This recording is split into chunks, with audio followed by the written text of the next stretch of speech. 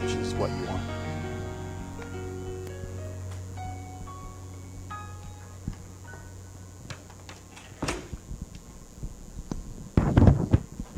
Well, good morning, everybody. We welcome you to our Coffee with the Community virtually here from the District Administration Center, Dallas Ackerman with you. I'm the Director of Communications and Marketing, and we have a good presentation and update for you coming up. We'll be joined by our Superintendent, Dr. Jeremy Tucker.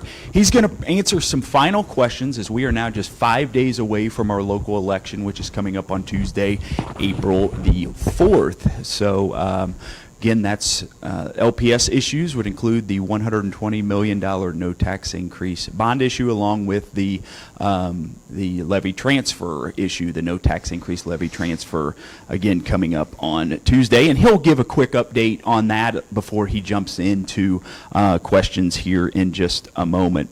Did want to provide a couple quick reminders. Our next coffee, and believe it or not, it's our final virtual coffee with the community of the school year. That will be toward the tail end of April, Thursday, April the 27th. Dr. Tucker will join us again, and he'll provide a State of the District year-end update. Again, that's on Thursday, April the 27th, 9 o'clock on Facebook Live. We did also want to provide a reminder for those interested, and you can see it on your screen. Our PTA Council is hosting a board candidate meet and greet.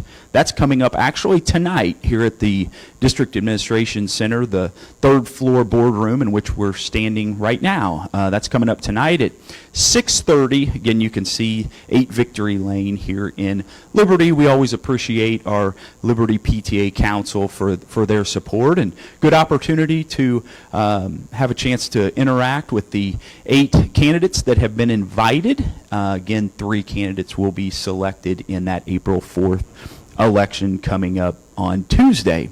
So with that, I'm going to turn it over to our Superintendent, Dr. Jeremy Tucker. Again, we encourage you to leave any questions that you may have in our comment section, and we'll be sure to present those to him at the conclusion of his Q&A session. So thanks again for joining us. Thank you, Dallas, and good morning, everyone. I think we're closer to spring, especially since today is the home opener for the Kansas City Royals, so we're already seeing a lot of blue. in and around our staff and students as they get ready for baseball season. So as Dallas shared, wanted to take a few minutes just to hit and recap kind of what we've been up to these last couple months in sharing items that you're going to see on the ballot for Liberty Public Schools if you are a resident of our community as well as a registered voter. So the three things we wanted to hit on briefly, and then we'll get to some questions that you might have. The first is our $120 million no tax rate increase bond issue, and then the 50-cent no tax increase debt service levy transfer. And then lastly, as Dallas shared, I just want to make sure and recognize and thank the 8 individuals that are running for 3 seats on our Liberty Public Schools Board of Education. So the first item that you're going to see is a lot of work that's been going on over the course of the last really several years, and that's in doing our facility master planning, looking at demographic projections to be able to consider what our needs are, but then also identify projects that we might want to be able to put before our community for your consideration as it relates to a potential bond issue. That work really started back in the spring of 2021, but I want to pause and thank our community, especially for their support in 2018. Many of you will recall we had a $49 million no tax increase bond issue that was placed before our community then on our ballot, and we had an overwhelming 82% approval rating for that particular issue, and then the work started. It completed in and around the fall of 2021, but that spring we began working again on our facility master planning process, which brings us to today as far as our no tax increase bond issue. In December of 2022, our Board of Education considered 4 scenarios as it relates to projects, but then also costs and budget and what we might want to consider bringing forward for our voters' consideration. We had as many as $220 million worth of projects that were identified through the assistance of our building leaders, our directors, our principals, as we walked through each space, looked at our demographic projections as we forecast those out into the coming years, landed on 4 scenarios, and identified a budget amount of about $120 million that the Board of Education was comfortable in bringing forward to our community for your consideration. I want to speak to that briefly. The first piece of that $120 million is a $20 million restructuring of a lease purchase. We entered into a lease purchase agreement a few years ago through our capital fund, and we continue to pay our principal and interest payments. But what we'd like to do is restructure that into our debt service fund that then frees up the cost associated in paying that principal and interest payment that we do annually. It's to the tune of about $2.5 million that then we would be able to reallocate into other capital projects. That's the first portion of that $120 million no tax rate increase bond issue. The bulk of it then is $100 million worth of projects. And you'll see here in a little bit that those projects hit on virtually every single campus and several of our departments and operations teams as it relates to their facilities needs. Specifically, those projects encompass several key areas: safety, security, and accessibility improvements, student learning enhancements, increasing operational efficiencies are kind of the key areas that hit on our projects associated with this no tax rate increase bond issue. To give you a little bit of a sense on our debt service side, if our voters approve this $120 million package, that takes our bonding capacity down to $50 million, but because of our continued assessed valuation growth here in the community, we would be able to build that bonding capacity back up to $125 million by the time we get to 2028. The reason why that is important is because that allows us to continue to have the opportunity to place no tax increase bond issues in front of our community as early as 2028 to the tune of about $125 million if the need exists.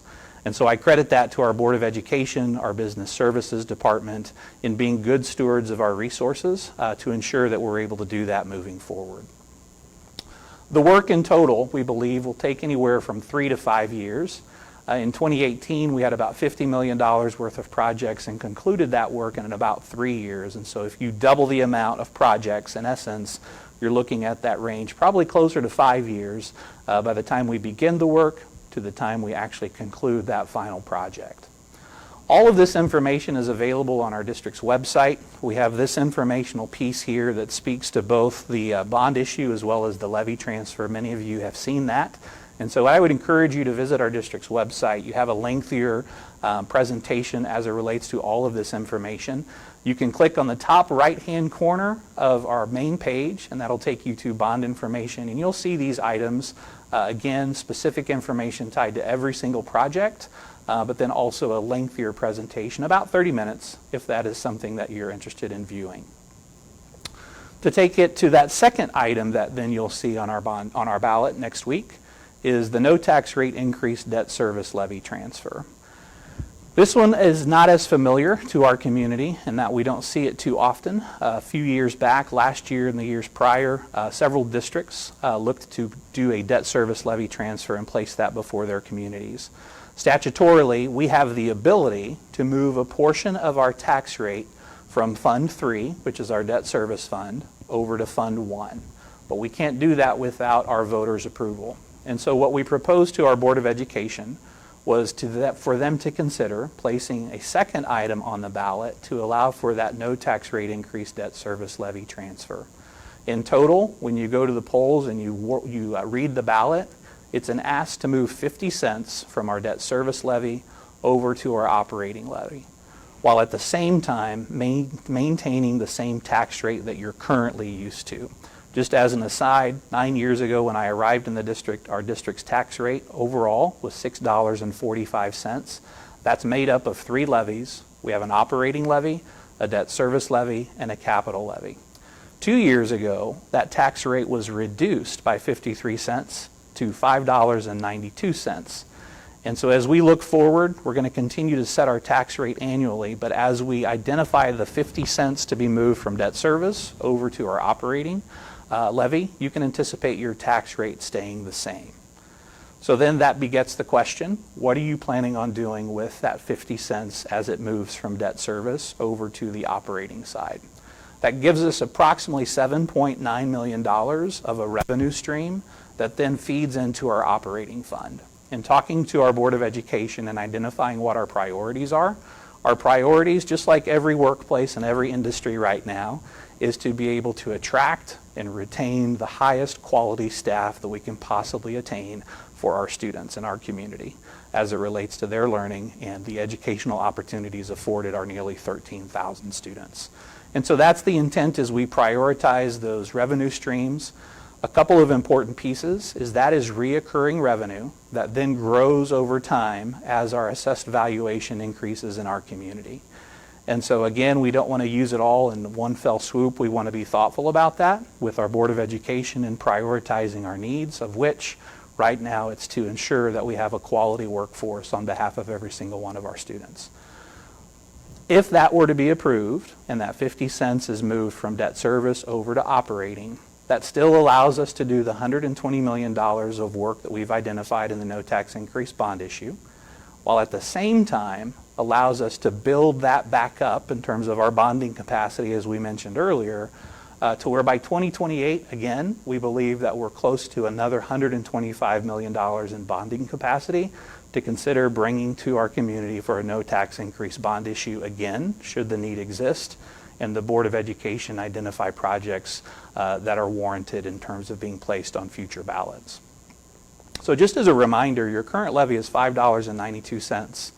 Moving that 50 cents from debt service over to operating continues to maintain that $5.92 tax rate, or that overall levy that you see from the school district when you pay your property taxes. So just wanted to reiterate that.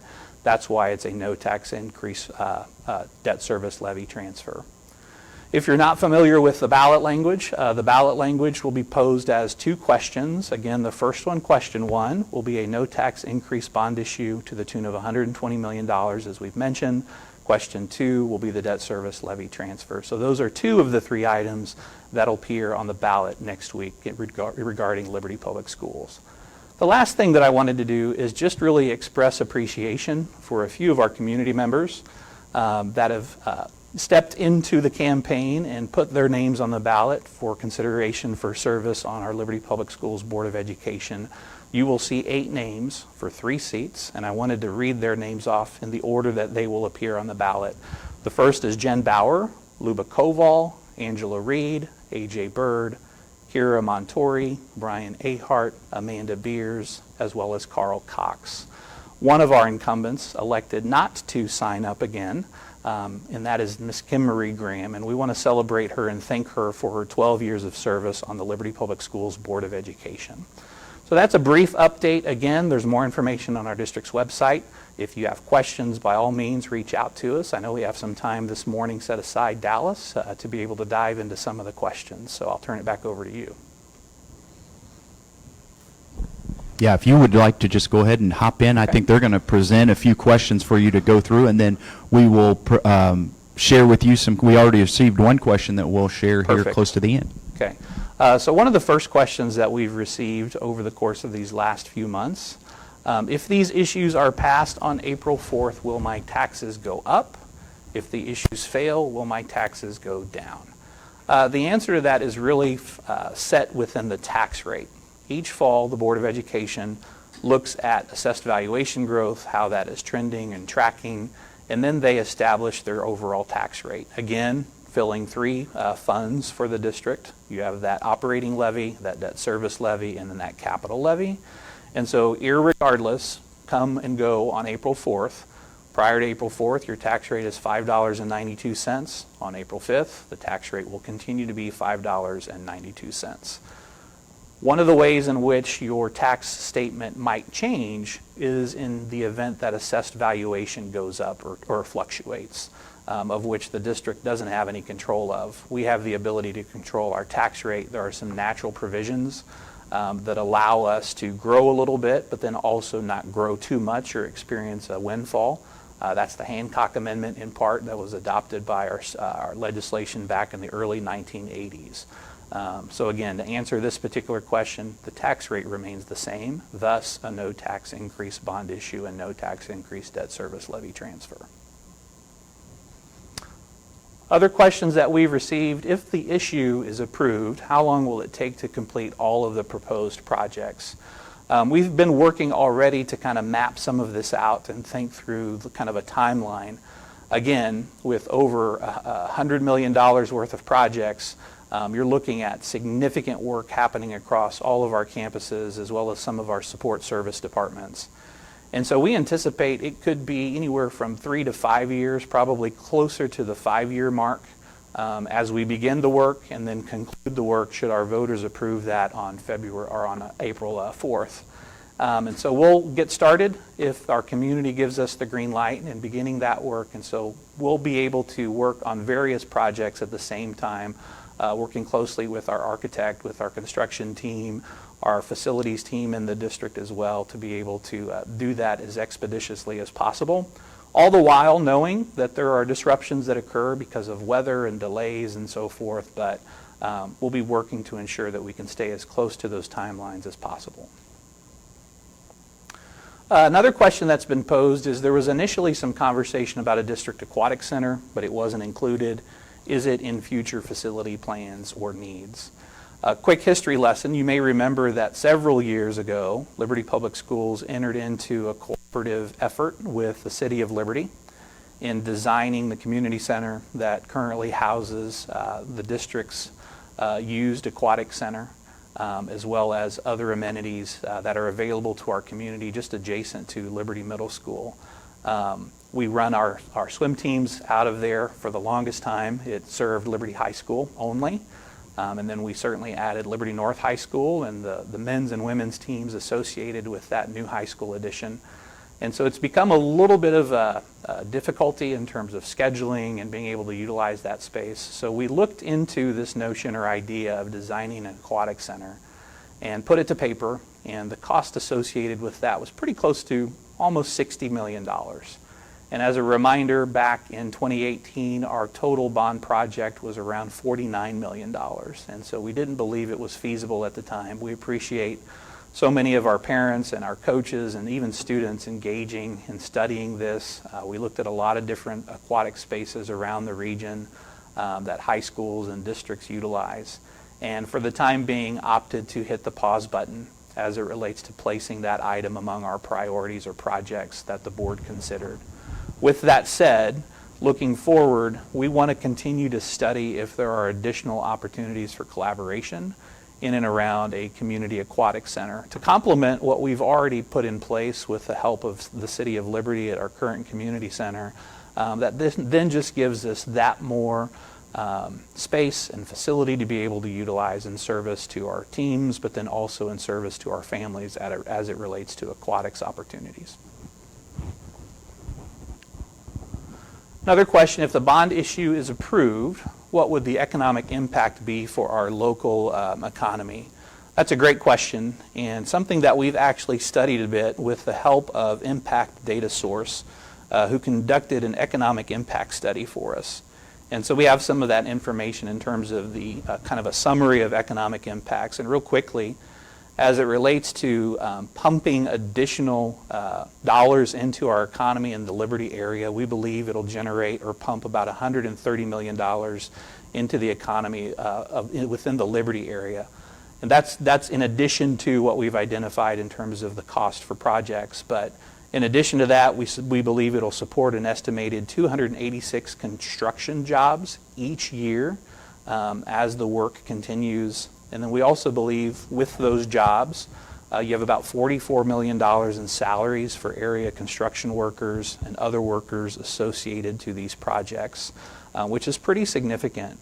The projects will also create an estimated $14.3 million in local taxable sales and generate around $706,078 in sales tax for the local sales taxing jurisdictions within our region. So in addition to being able to do all of these projects, move funds from debt service over to operating to attract and retain quality staff, oftentimes this work has a significant economic impact on our overall community. So that is a great question, Dallas. Another question that you see is construction of new schools is not included in the current plan. When should we expect there to be a need for a new school in Liberty Public Schools? Another good question. And really the answer to this starts with our demographic projections. If you have been part of our community going back to the early 2000s, you saw a pretty steep trajectory as it relates to our enrollment projections. And so we were considering new campuses and additions for several years in a row. Even in 2018, we had some additions to a couple of our campuses as far as learning spaces. At the present time, we are not forecasting or seeing the need for a brand new campus. And that is what gives us an opportunity here today, or on April 4th, to really be able to consider a vast array of projects that hits on the facility needs associated with each of our campuses, because we don't have the demand for a new campus, a new elementary, a new middle school, or a new high school. Included in those plans, though, are some innovative learning spaces, some improvements to the exterior envelope of our buildings, LED lighting, HVAC units, some improvements to some of our athletic spaces and fields. So I'd encourage you to visit our website to see where that lands and what those projects entail.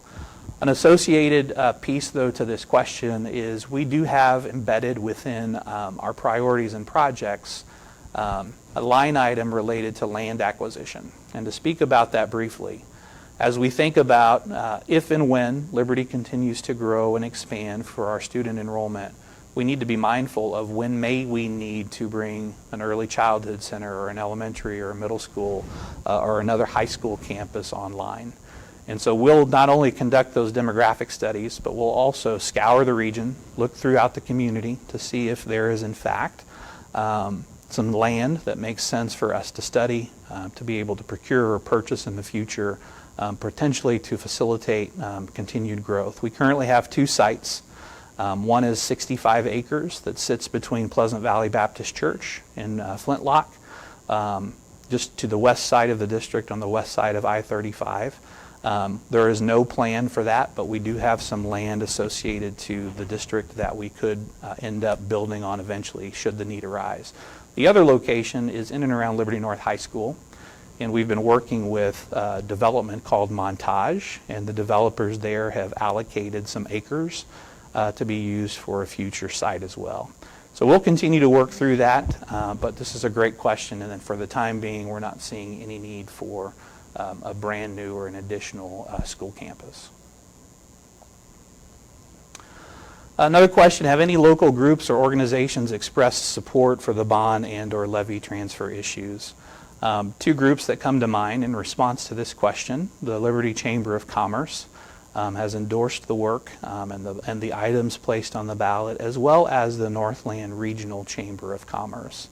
So we had the opportunity to provide some information to them, and they have since announced their endorsement for the no tax increase bond issue, as well as the no tax increase debt service levy transfer. So we appreciate their support.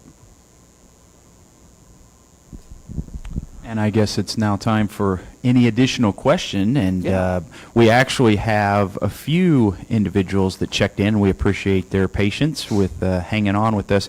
Good morning to Kaylee Walker. She shared, good morning, are you able to speak on the specific safety and security measures that plan to be implemented if approved? And then Kelsey, on a related question, I would also like to know more details on safety and security. Are we talking about security officers, and I'm assuming armed at every elementary school? And then it looks like Kenneth and Emily Green asking about school safety, which you mentioned in your opening remarks as far as that being a part of this package. And obviously this at the top of many individuals' minds with those tragic events earlier this week in Nashville.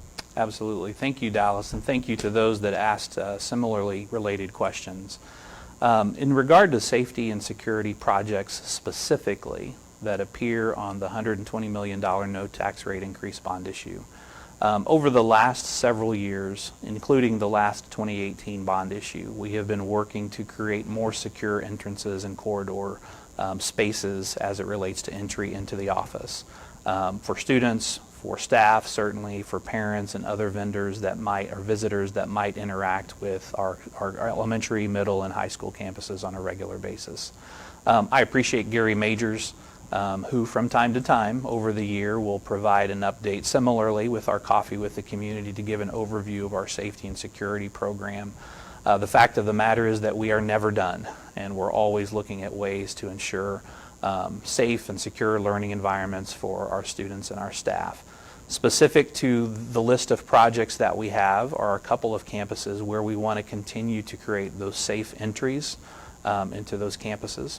On the side or the question related to our safety and security officers, we actually just announced at our board meeting earlier this week a new school resource officer who will be replacing Officer Bratcher, who is leaving that position of SRO back to work with the City of Liberty and the Liberty Police Department. So we're going to welcome Officer Cronin into this new role as school resource officer in Liberty Public Schools. He will be added to our safety and security team that Mr. Majors has been working on. The specific question around additional officers, that is something that we'll want to certainly consider if and when we're able to have the resources allocated for that, so that no tax increase debt service levy transfer and moving those 50 cents from debt service over to operating and creating that additional revenue stream could be utilized for additional school resource officers or safety and security staff as we think forward. So those will be conversations in the near future as we have that discussion with our Board of Education. So again, continuing to maintain that as a priority. Another companion piece that we are so fortunate to have is the Children's Services Fund that generates about $3.5 million annually through that fund, allocated specifically toward the mental health needs of our students, because we know that oftentimes the support starts there for our kids as well as our families in meeting their mental health and well-being needs. So it's a combined effort, both on the safety and security side, but then also in meeting the mental health needs of our young people. So great questions. Thank you for those. Yes, again, appreciate those coming in. I do not currently see any additional questions, but I think what I would add is if you're watching this in replay format, our communication office will be monitoring this page over the next several days, really leading up to Election Day. So if anyone would watch this, have a question, enter that into the comments section, and we'll be sure to get you at least a written answer. Awesome. Thank you, everyone, for joining us, and for those that will connect here in the future. Please don't ever hesitate to reach out to the District Administration Center with your comments, your feedback, your questions. We certainly value that as we continue to improve the opportunities afforded to our young people as well as our families in Liberty Public Schools. Hope you all have a great spring.